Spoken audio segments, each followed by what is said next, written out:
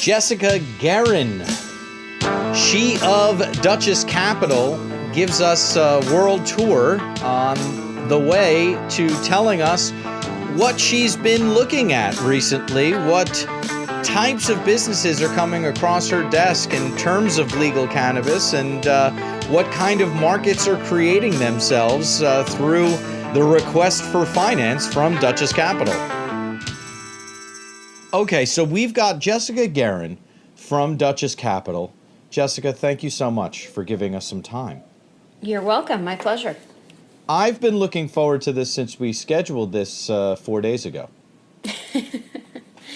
I know. Quite a bit of anticipation lead-up time. Indeed, indeed. We have to talk all about your background, but avid fans of the podcast will know that you're at least somewhat related to Doug Layton from Dutchess Capital, because we interviewed him, and he did a great job in explaining what you guys are doing over there from his perspective, and we certainly want your perspective. And to that end, how would you describe what you're doing with Dutchess Capital in the cannabis space? Well, we are looking for, the best possible investments that are out there right now. And it's such a wide, huge range of deals that we see come across our desk. And if you asked us 2 months ago, I would have a different answer than what I have today. And 2 months from now, who knows what I'll say. Right. But right now our focus tends to be on ancillary companies. We're looking at companies that have a leg up on competition or some sort of barrier to entry as to what they're doing. We're looking at companies that have really strong management teams and companies that are really realistic in not only the amount of capital that they need, but also where it's going to take them and what the sort of outlook for their company is over the next, call it 3 to 5 years. Excellent. Thank you. That sets the stage perfectly. We will take a break from that now and go all the way back to where you began. And geographically, where was that? That was just outside of Boston in the suburbs, cul-de-sacs, swimming pools, and basketball hoops. Was there a name to this suburb? Yes, Westboro, Mass. Westboro. So it's lovely, is what we should know about Westboro. It was lovely. It's changed a bit, but yes, it was lovely. And how would you pronounce that in a Boston accent? Oh, gosh. I'm from Westboro. Right. Is that a Boston accent? Yeah, that feels like it. Well, it doesn't sound like me. So okay. So there's cul-de-sacs, you said, and basketball hoops. Were you an athlete as a child? As a child, I would say I was. I was in every single season of Little League or, soccer, field hockey. I grew up skiing, basketball, tennis. It was essentially get my energy outdoors so that I was a nice, calm child inside. Okay, and did that work? Yeah, for the most part. I was a good kid. Okay. And then do you have brothers or sisters? Or? I do. I have one younger sister. Younger sister. And what does she do? She is a speech and language pathologist. Oh, wow. I would love for her to evaluate how I do, pathologically speaking. I can make that introduction. Fantastic. All right. So then we've got the little sister, so that it's a family of 4. Is that right?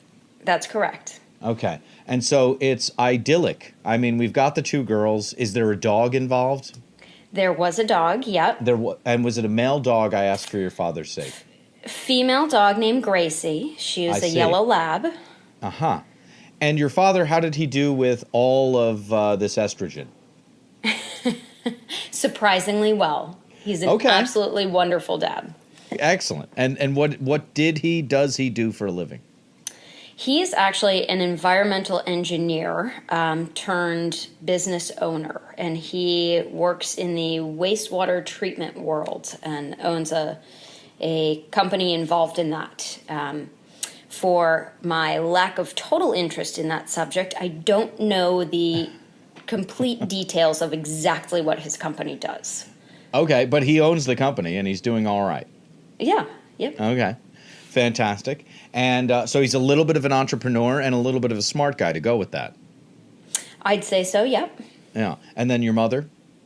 She is a first grade teacher. She's actually been teaching for so many years that she would be embarrassed for me to admit the actual number. But she's been in the same school system forever and is just absolutely adored by the entire town. So if I think you're a kind person, which I do, by the way, thank you. That's probably from your first grade teacher mother. Not that she's not kind, but my father is so kind. I see. Interesting. So your mother is making sure that these first graders get their act together so that when they get all the way to second grade that they're in shape, is basically how she does My it. mother is the perfect combination of an adult and a never-ending child. And yes. And she has so much fun and she loves the kids and she's such a good teacher. And of course she's kind as well. My dad is like the Southern gentleman. He grew up in Birmingham, Alabama up until high school. Oh, wow. And so he's, all of the polite manners that are associated with being a Southern gentleman. I see. And then where is your mother from if he's from Birmingham, Alabama? She is from Massachusetts. And then how did that happen? My dad's father got transferred to Vermont while my father was in high school, and he ended up going to the University of Vermont, and so did my mother, and they met in college. Look at that. And transfer as far as corporate or military? He actually was the administrator for VA hospitals, so a corporate job within the military, if you will. Absolutely. And so you've got a little bit of a history, at least, with PTSD and all of its derivations before we got to PTSD. I mean, I certainly know of it. Luckily, no one in my immediate family has ever suffered from that. But yes, I very much understand the reality of what it is and how severe it can be for some people. Okay, so we've got a little bit of a history here with the South and the North, and then coming together. Your family basically was created by Abraham Lincoln, and I only say that because the Confederate flag is in the news because it's June of 2015 when we're speaking. But we've got to move past that. So we've got this active young woman. Little league, soccer, field hockey, whatever we can do outside to make sure that we get the energy out before we come in. Because if I know your first grade mother teacher, she is going to need for you to behave at dinner time. Seth, I was always an excellent child. Behavior was, not a big worry. It was just making sure that I stayed busy and had built different skills outside of school and all of that sort of thing. Okay, I'm trying to start trouble, you see. I feel it. I'm trying to defend myself. You're doing an excellent job. All right, so then let's talk about the formative years. Let's talk about high school Jess. What kind of person was this if you were always a good child? Well, I was that's funny, Seth. I was a great student. I continued to play sports throughout high school. But I very much built in enough time to have as much fun as possible without doing anything so serious to ruin my future. So it was that perfect balance of I'm having a wonderful time and I'm doing nothing wrong. I think it was a perfect balance. Okay, and that's who we're talking to, so that's the only point of view we're going to get. If you ask my parents, maybe I didn't have to spend so much time going out with friends. Okay, but you're a social person, and that has led to you to the success that you're having in the job that you have, so let's be honest. I'll take it. Yep. Yeah.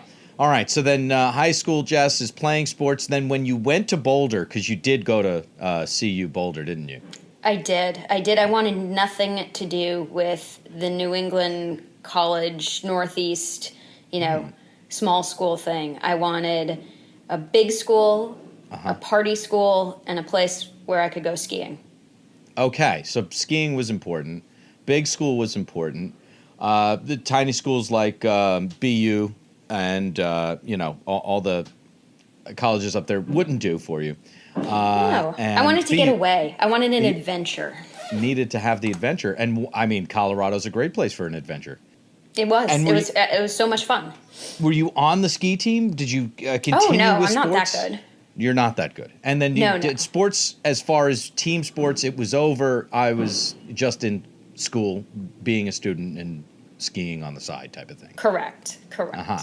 Okay. And then is this where the financially minded Jessica Geren appeared? Is this where you realized that you might have an eye and an ear for finance? Actually, in high school, I interned at Morgan Stanley for a couple summers. Okay. My dad, at one point, my dad told me you can make a lot of money with other people's money. Yeah. And that sort of stuck. He also told me I should be an engineer, which I didn't listen to, but now to this day, I still think, what if I had ever been an engineer? But, we had a lot of family friends that were very successful in finance. And I was in high school in the late 90s, and it was the tech boom. And people were just making money hand over fist in, different business adventers that were going on. So that's sort of what drew me to it was one, I always had, I was always decent with numbers. Two, I, had the great experience of being able to intern with Morgan Stanley. And it was just something that I picked up on and I liked. And the stock market is just a huge game. And it was interesting to figure out the ins and outs and see what was going on and why people were betting on certain companies and not others and that sort of thing. So that was sort of my first, toe in the water experience with finance. Understanding that you were just a high school intern, understanding that it was simply a toe in the water, did you take any lessons as far as investing, as far as the stock market, as far as the way people invest from that time, understanding how young you were? It was not so much lessons, but the first reality was that there's so much speculation involved in everything associated with open market investing. And then, the basic lessons of different structures, different types of stock, different debt deals, different, that sort of thing, reverse mergers, splits, all of that stuff. So just the absolute basics, sort of that stock market 101 is what I learned, if you will. That's so funny. I'm taking notes and I wrote 101 as you said 101. Great minds, Jessica, great minds. So that you've got your Morgan Stanley roots, you go into school, and then when you declared a major, what was it? It was actually economics with a finance minor. Okay. And then did you know at that time that what you wanted to do, what the ideal job would be? No. I picked economics because I enjoyed the concept of it, and it was relatively easy for me, so I didn't have to study too hard. Okay. So this is your brain is there, so why not go with the brain, follow the leader type of thing. Right. That's a very polite way of putting it. Or you could say that my priorities were a bit shifted when I was a younger person, and I really wanted to make sure I had ample time to play. Oh, no, I think it was that you had the foresight to realize your strengths at such a young age. Obviously. Agreed. Indeed. So this is now you're in Boulder, and it's right around the turn of the century, if you will? It is.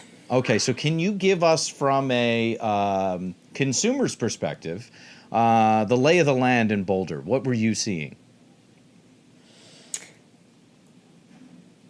In regards to what?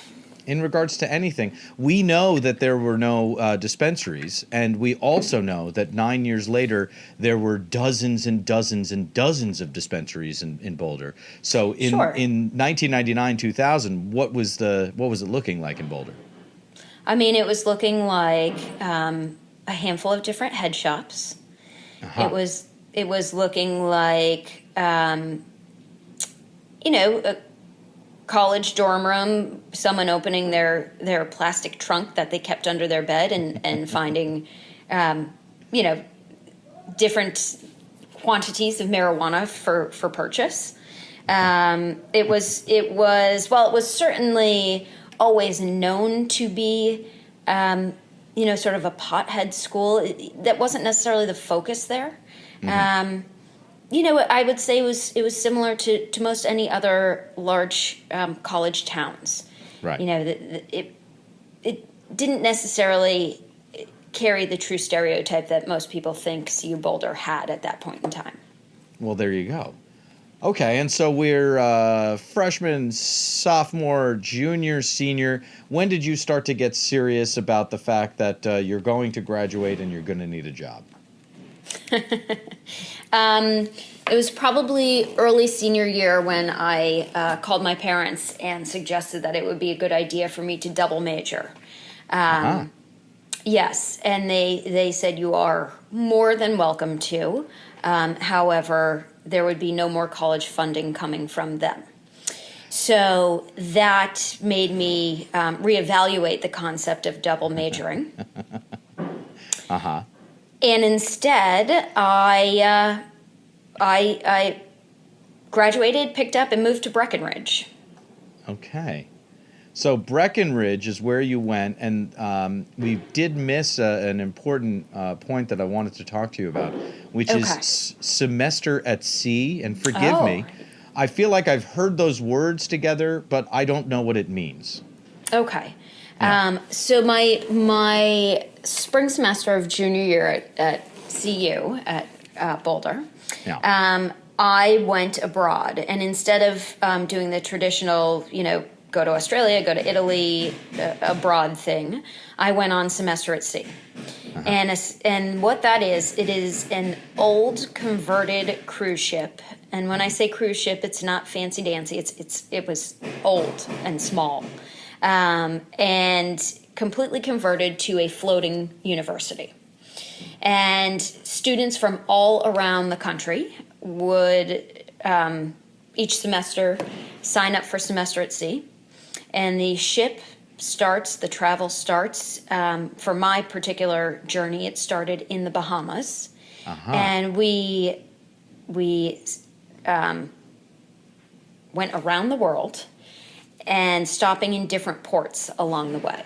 And so in between ports, you would be studying and taking a full semester's worth of classes. And then when you hit the next port, you would have anywhere from 2 to 7 days within that country. And you could really do whatever you wanted.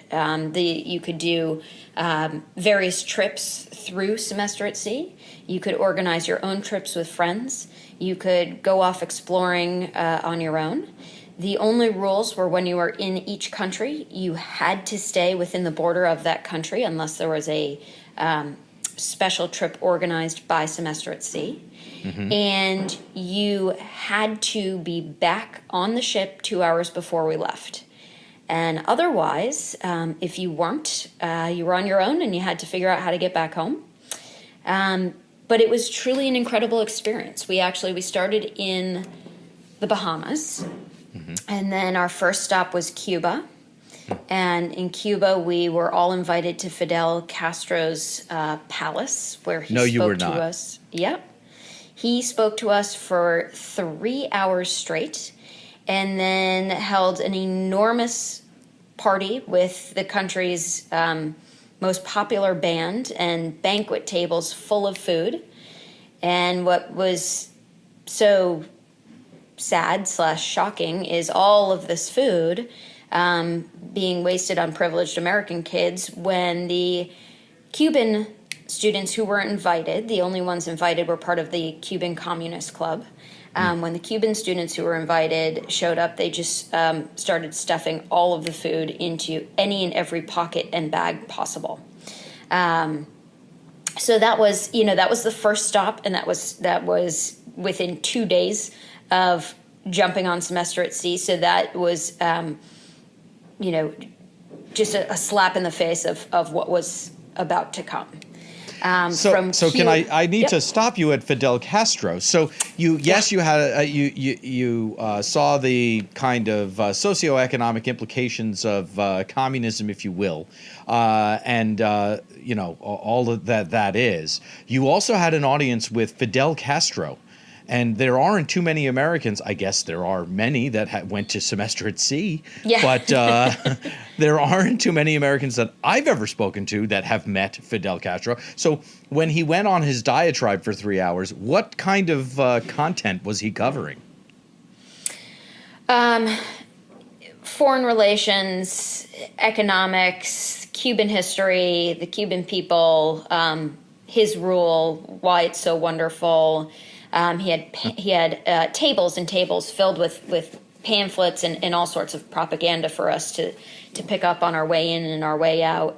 And mind you, the entire diatribe is in Spanish, and you do not, in order to be on semester at sea, you do not have to, be bilingual or fluent in any other language besides English. So it was all being translated. So it was, from what we gathered, it was just all about, the benefits of him. Yeah. What kind of person was that? What kind of sense did you get of his person? Obviously, a fair amount of ego, but besides that. He was soft spoken. He at one point he was holding a baby up on stage. It was very, very staged. It was you expected paparazzi to run in with cameras for the perfect shot at any point in time. It was very, he was playing the nice guy. Yeah. Wow, Fidel Castro was not necessarily. I didn't think that would come up, but let's. Okay, fantastic. So you go from Cuba to. Obviously, we're not going to go to every stop around the world with you, but give us some highlights. Sure, Cuba, Brazil, South Africa. South Africa was absolutely incredible. Tanzania. Why do you say that? South Africa is this totally polarizing country where there is so much beauty, and then at one extreme so much luxury and wealth, and the other so much poverty, and both sides are equally as beautiful, and the people are equally wonderful. And we just had a really fantastic opportunity to be able to visit the townships and see sort of that lower end lifestyle, in addition to touring the country's largest BMW factory. And that, in addition to just the natural beauty down there. Table Mountain is right on in the heart of Cape Town, and from it you can see the ocean, you can see vineyards, you can see everything. You can take a cable car ride up, so that was incredible. I also went skydiving when I was there, and it was just unreal. In the U.S., when you go skydiving, you have to sign your name on 377 different waivers and legal documents and everything. And essentially here they threw us in this old plane and strapped a South African to our backs and let us jump out of planes. And it was so much fun. Strapped a South African to our backs. Yep. I also am made aware of how litigious we are in the U.S. Every time someone from another country, a friend of mine from another country visits. All of the paperwork that we do simply isn't done. It's absolutely ridiculous. Yeah. It's absolutely ridiculous. Unfortunately, people like to sue, so... Yeah. So then you mentioned, well, and we talked to enough lawyers on this thing, so we don't need to cover that now. But Tanzania, you mentioned. What was next? Tanzania. Then we were in India. Then this was the spring of 2003, and we were supposed to go to China and Hong Kong and Vietnam, but if you will remember way back when, there was this mystery virus called SARS. Oh, sure. So we were prevented from sticking to our planned itinerary. And we ended up floating in the middle of the Indian Ocean while they tried to figure out where to ship us to next. While that was happening, George Bush, president at the time, declared war in Iraq. Then we had to get out of the Indian Ocean. So we were essentially just this floating mess of students running out, eating the same meals over and over, leftovers done 17 different ways for 2 weeks, and that sort of thing, and people weren't happy. So semester at sea scrambled to try and figure out where to go and what to do next, and all of that sort of thing. We ended up just floating about a mile off of Singapore for a few days while they were recalculating and negotiating with different ports to let us in. And so our next stop ended up being, where did we go next? We went to Nagasaki, Japan. Oh, wow. And then we went backwards to South Korea. And then we went to Osaka, Japan. And then as an add-on, we stopped in Alaska, British Columbia, and then we ended in Seattle. Okay. And so I just went to Alaska and British Columbia, Vancouver specifically. That is, you just talked about the whole world, so I'll just talk about what I know. I've been to South Korea, I've been to Japan, but Alaska's fresh on my mind. If you take a picture in Alaska and then look at it while you're looking at what you're looking at, the picture does it literally no justice whatsoever. Did you have that same experience? Absolutely. Alaska was incredible. It's amazing. It's amazing. It's so untouched. And I was in a relatively populous area. You were in Anchorage or Juneau? Actually, Seward. Oh, we were in Seward, sure. Did you get to go to Sitka or Ketchikan? I did not. So we were there for 3 days. One of the days I went sailing. One of the days I did a helicopter ride up to some glacier and hiked a glacier. It was fabulous. Everything was fabulous. Amazing. And then Vancouver is like this emerald city. It's perfect. And I think maybe Seattle calls themselves the Emerald City, right? But Vancouver, which is just blocks away from a New Yorker's perspective or a Boston perspective, Vancouver is just serene. We actually were in Victoria, British Columbia. Oh, excuse which me. is it's like a dollhouse town. It is so serene. It is. It's almost fake. It's so pleasant, very quaint. Okay, and then you landed in Seattle for HempFest. Prior to HempFest, but yes, we landed in Seattle. And then that was that. That was semester at sea. That was semester at sea, yeah. Amazing. And we somehow were able to cover the Iraq War and also the SARS flu. Yes. Okay. And so you went with all of this learning about the world, with all of this understanding of how human culture happens in various ports globally. You took this learning to Breckenridge. That's right. I felt the ski bum community really needed some outside world perspective. Indeed. Let me tell you on the Green Mountain what happened in South Africa. So were you a ski instructor? What did you do in Breckenridge? I worked at a ski shop. Oh, you did? Okay. We're probably not going to cover that too much. Or was there anything that happened? You don't have to. Yeah. Okay. It's a lot of skiing, and it's like college all over again, except instead of going to class, you have to make time for the mountain. Right. Okay. And so how long did that happen for? Well, it was actually only supposed to happen for one ski season, and then 3.5 years later, I ended up leaving because I was so stressed that I had no stress in my life. Which is really a true sign of a Northeasterner. So Right. So I ended up, in a panic, packing up the car and beelined back to the Northeast, and was looking at both Boston and New York as potential destinations, and found myself in Boston. found yourself in Boston, the homeland. I love The the fact homeland. that you were freaking out that you had no stress whatsoever. Yes.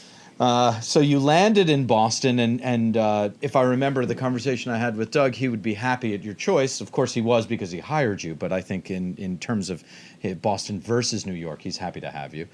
And then is that where you found Dutchess Capital, or where they found you?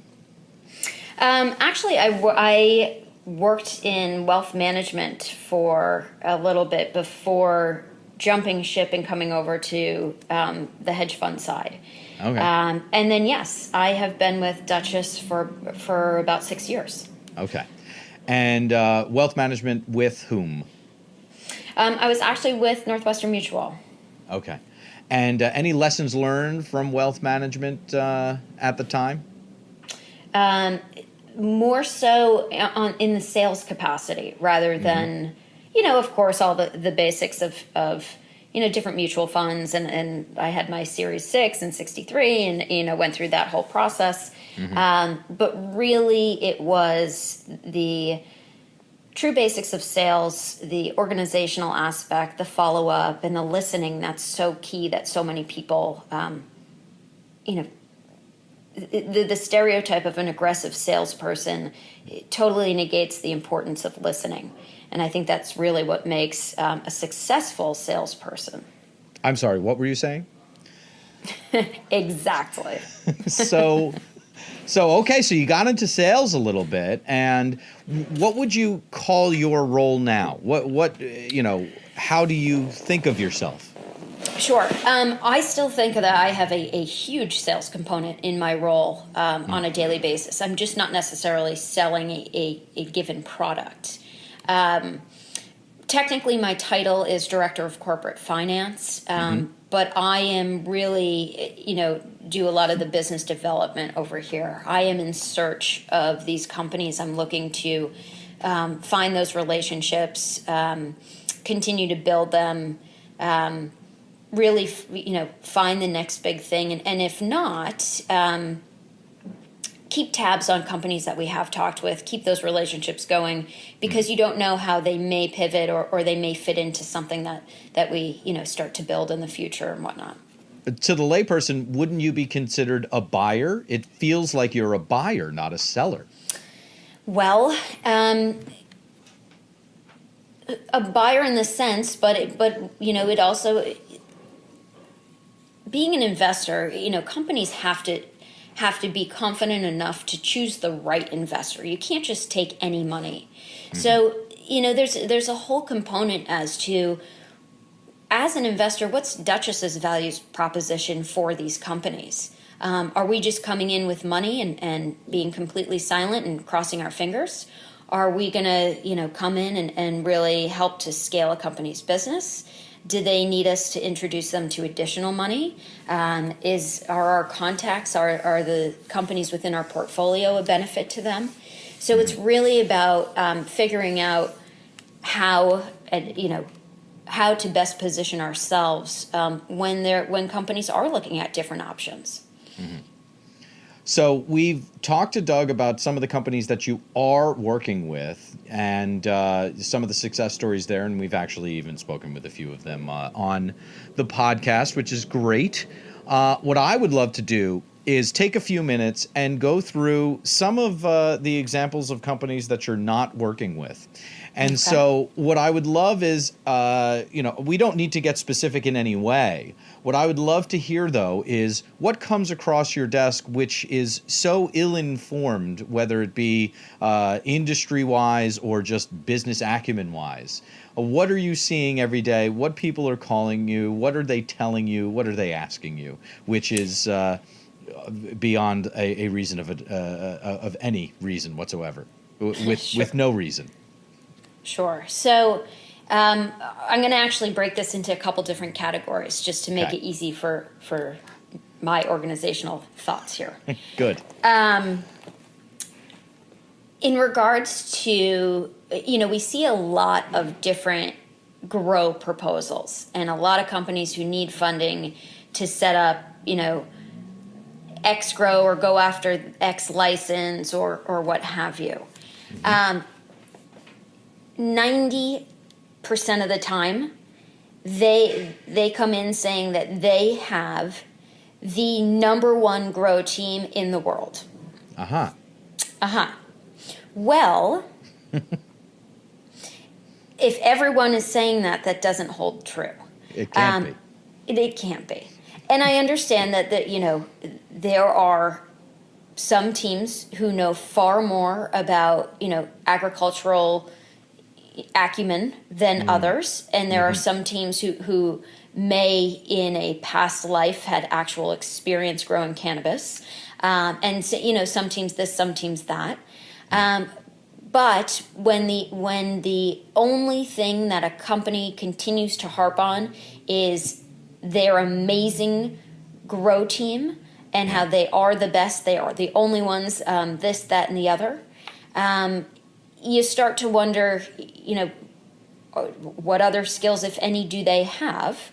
And do they understand the market out there? And the general concept of marijuana being called weed for a reason, it's going to grow. And I understand that there are, different strains and there's, different efficiencies and whatnot. And it is an art form. It is certainly an art form. It is, but not everybody, is the best grower in the world. So not everybody needs to be Picasso, is your point. Exactly. So that is just one sort of personal pet peeve when I hear that's what makes them special. That's what sets them apart. It's also a red flag. Maybe they are, but Right. it's, we hear it a lot. Hear it a lot. There are a couple different states and countries outside of the U.S. that we see a lot of proposals for, for grows as well.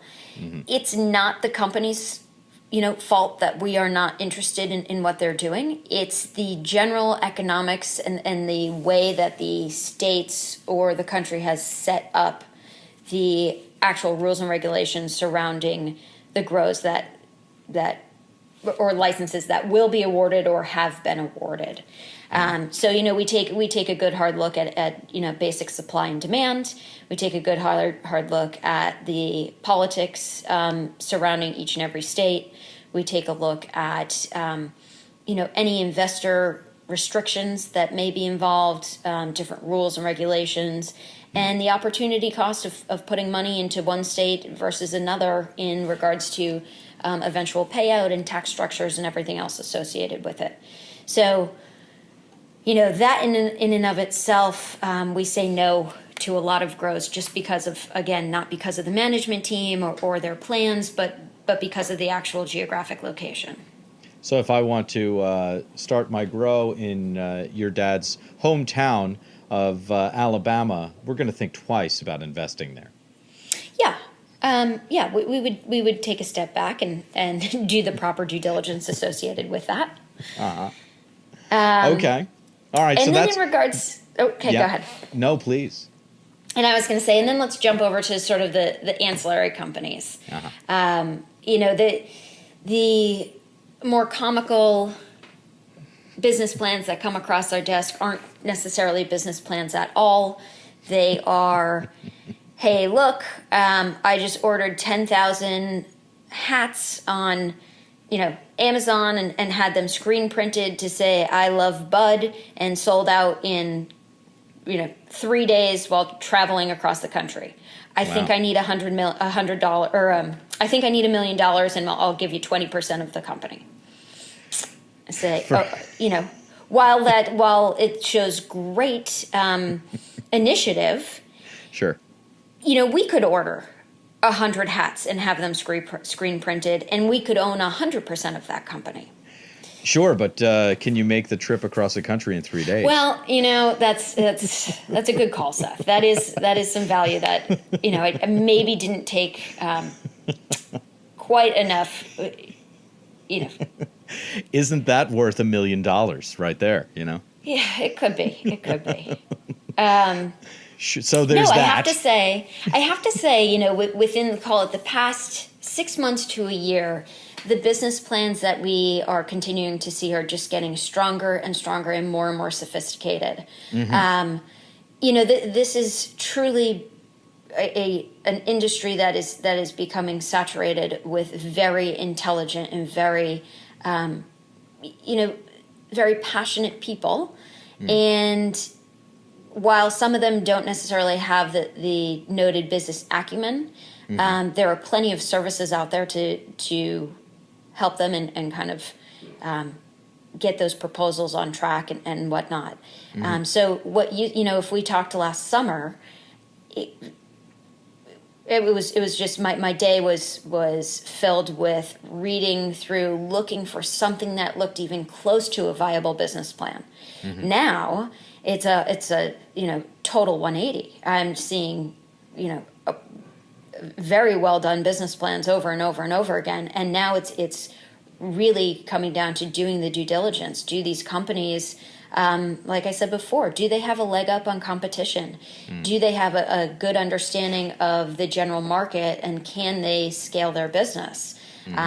Do margins make sense? We're digging into true financials at this point, so it's very exciting.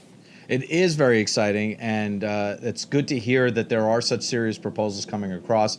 You mentioned kind of two different ones. You mentioned some grows, and then you mentioned hats, of course. What about in between? Where are most folks concentrating, or what's coming across your desk? Is it how much of it is digital? How much of it is retail? How much of it, et cetera? Sure. So at this point, 50% approximately 50% of what I see is still companies going after licenses and grows and being the suppliers of cannabis or dispensary, actually touching the plant. Within the ancillary space, we see a lot of different tech plays, people really trying to figure out different ways to rein in the data, different advertising and marketing avenues, a lot of apps. We see a lot of proposals for different apps, whether they're delivery apps or, consumption monitoring apps or shopping and consumer product-based apps. We're seeing a lot of that. And then the vape world, there are a bazillion and 7 different vapes out there. And some are awesome. Some have an awesome price point. Some have this, some have that. And that's something that, we've been taking a real hard look at to figure out who, if anyone, is going to come up with the next best, greatest thing associated with that. So I guess I would say right now heavy on the tech and heavy on sort of the consumer-facing products, the vapes, the different smoking tools.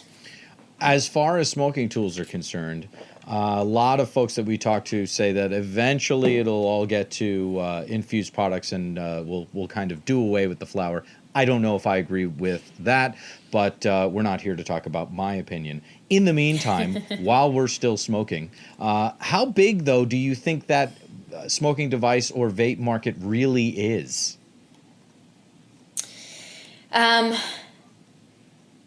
In other words, you're getting a ton of folks that want to get into that market. How big do you think that market will be in 6 months? On the East Coast, people are, in my opinion, years behind Colorado, California, West Coast smoking acumen, if you will. Sure. But, vapes are just becoming the new thing. You're suddenly starting to see people in the cities out here with different vapes, and they're still sort of the huge, beginner models, if you will. So I think there's still a lot of room for vaporizers to penetrate. The thing that I think that the sky's the limit on how they can change.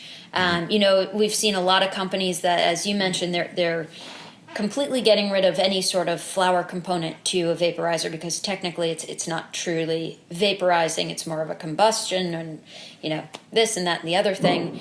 But I agree with you in the sense that I don't think flower will ever truly disappear. There's something to be said about,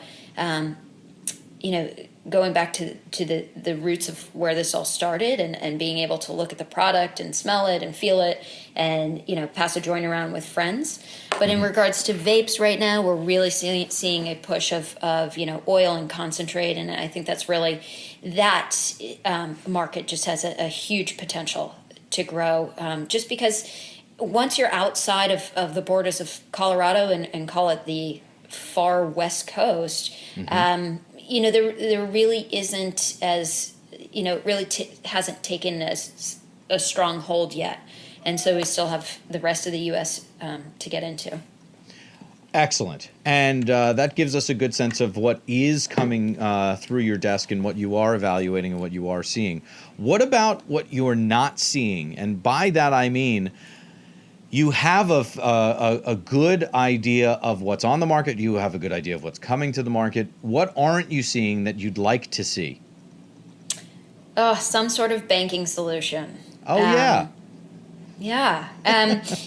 Not seeing that for a variety of different reasons, I assume. Sure. And while, it's rumored that banks are starting to loosen up and really fully understanding with better communication what needs to go on between these companies holding accounts there and banks, things are, I think, slowly moving in the right direction, but nobody has come up with a viable solution to, the actual cash right now. Well, let's talk about two things that are, at least bubbling here. Reverse ATMs and then credit unions. What are your thoughts on each? Haven't done enough and haven't heard enough about them to have any sort of, definitive, this is it and let's do it and that's the way we have to go. But I think at this point, any solution is better than no solution. Well, sure. Well, at this point, security is the solution. Well, so there, that's that, and diversification of banking relationships, I think. Right. Yeah. All right. Well, then, okay. And then anything else? I mean, as far as the entire industry, where it's going, what it's doing besides banking solutions, what else would you like to see? What else kind of hasn't come across your desk that you thought might at this point? I'm sure there is a handful of amazing tools that we have yet to see. I'm just excited about seeing anything new. We've seen a lot of sort of repeat ideas and duplicative sort of business plans and whatnot. So anything new always catches our eye. And it's just very excited to talk to anyone and everyone who may have that next new thing that's going to, shift the market.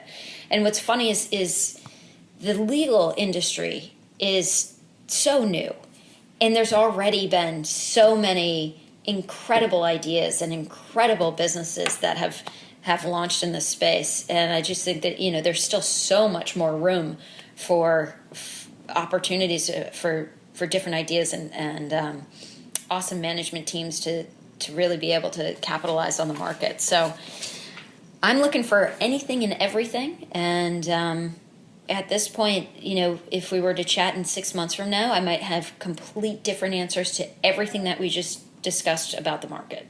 Well, let's do that. Let's talk in 6 months. We can do that. All right. And just offline, we'll talk in between, then. I mean, we don't have to wait 6 months. I hope so. Right, exactly. All right, well then, you're saying it. We're up to the final questions, and I don't know if you know, but we try to ask the same questions to everybody. And the two questions that we ask are, what has most surprised you in cannabis? And then the second question is, what has most surprised you in life? You did reveal that you are, in comparison to most people, you would be young. Is what I think you revealed here today. So we understand that the life and the cannabis might overlap, but let's start at the beginning. What has most surprised you in life? No. What has most surprised you in cannabis? That's the first question. Okay. I'm sorry for interrupting myself. That's all right. Yeah. That's all right. In cannabis, I guess it's just Well, I guess it's the fact that the U.S. holds a patent. That was surprising when I first learned that. Talk about that. I think it's disappointing. I think, there's no denying the science and the potential of how beneficial this natural product can be for people. And the fact that the government has, sort of held this close to its chest for years upon years upon years while letting different aspects of bio and life science kind of take over, including the opiate markets and chemo and radiation and everything else involved. And I understand there's big money and powerful lobbyists and everything else associated with that. But to me, that was surprising to learn of that. So the U.S. holds a patent on medical marijuana research is basically what it is. I believe they have. So I don't know exactly what the patent outlines, but I believe it was on the medicinal properties of CBD. Indeed. Right. Right. So that's great. Okay, right. So that is surprising, certainly, because you would think, well, why would they do that? Exactly. And then what's surprising in life, it's, I guess, sort of the unknown. And then how everything, you go in so many different directions and make so many little choices here and there, but yet you kind of end up on this same path, or I have anyways. I'm back close to my family again. Close geographically. I've never distanced myself from a relationship standpoint. I've reconnected with old friends. And I am, as you mentioned, relatively young. I think I like to say I'm very young, but beyond that point. And especially within the cannabis industry. I mean, there are super young, super talented people within the cannabis industry. Sure. I'm like an old lady compared to a lot of them.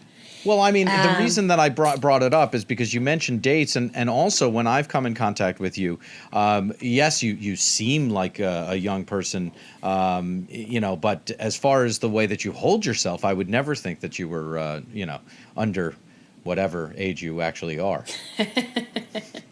Thank you, Seth. Yeah, sure. So I guess the most surprising thing left in life is yet to come, sort of thing. Yeah. Okay. Well, that's a good way to put it. I can't wait to check back with you in 6 months. You mentioned the difference between where we are right now and 6 months, back, and so I can't wait to talk to you 6 months forward. Hopefully, we will have a banking solution that actually works. Hopefully, we will have a better idea of where we're going as far as research and medical marijuana, and hopefully, we'll have a whole lot of other states that have come online. That'll definitely be true of Illinois and Nevada, which is how you pronounce that, and as well as, by the way, your backyard, Massachusetts. Do you have any closing thoughts on the ever turning ways of Massachusetts and legal cannabis? Closing thoughts. We passed the law in 2012. The first dispensary has been given the green light to open like 2 days ago. They were given the green light. They should be opening any day now. It is so pathetic that it took that long, and so exciting that it's finally happening. Where is it? The first one's going to be in Salem. Oh, okay. Wow. So that's just like the witches. The witch trials. Yes, yeah. That's correct. Okay. All right. Well, I'll see you in Salem, and we'll take it from there. How about that? Great. Thanks so much, Seth. Jessica Geren, very much appreciated. So there you have it, Jessica Geren.